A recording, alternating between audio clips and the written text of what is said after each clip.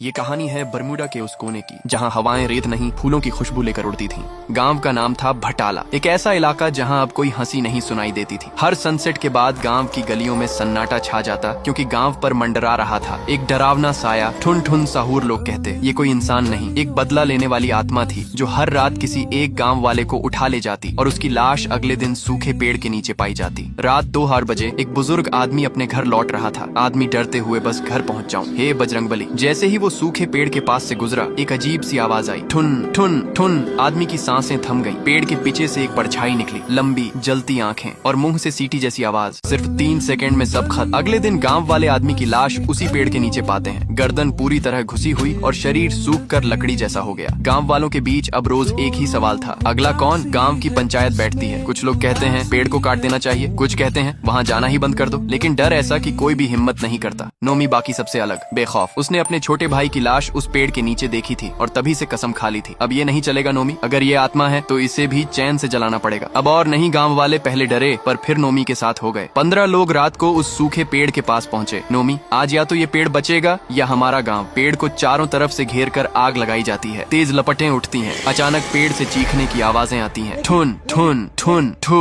आवाजें धीरे धीरे धीमी होने लगती हैं और सब सोचते हैं अब खतरा टल गया। अगली सुबह गांव में बड़ा जश्न होता है। सबको लगता है आत्मा मर चुकी है, लेकिन ठीक दोपहर में गांव की चौकीदार सकूरा दौड़ती हुई आती है। सकूरा घबराई हुई, नोमी, गांव के बीचों बीच फिर से एक लाश मिली है, बिना खून, बिना निशान, और उस लाश की उंगलियां लकड़ी जैसी हैं। नोमी वहीं पहुंचता है। लाश उसी 8 साल के बच्चे की है जो कल जलते पेड़ के पास खड़ा था। नोमी, ये कैसे हो सकता है? पेड़ तो जल गया, आत्मा तो खत्म हो गई थी। रात को नोमी अपने घर में अकेला है। कमरे की खिड़की से वही आवाज आती है, ठुन ठुन ठुन। नोमी बाहर झांकता है, कोई नहीं है, लेकिन जब वो मुड़ता है, उसका छोटा भाई जिसकी मौत हो चुकी थी उसके सामने खड़ा है। भाई धीरे से, भैया आपने मुझे क्यों जलाया? नोमी चीख पड़ता है, कहानी खत्म नहीं हुई। वो आत्मा अब पेड़ से निकलकर इंसानों में आ चुकी है। अब हर घर, हर गली, हर बच्चा एक रहस्य बन चुका है। नोमी के सामने अब एक ही रास्ता है, इस आत्मा की असल कहानी को जानना, लेकिन उसके पास ज्यादा वक्त नहीं है। पार्ट 2 के लिए कमेंट करो।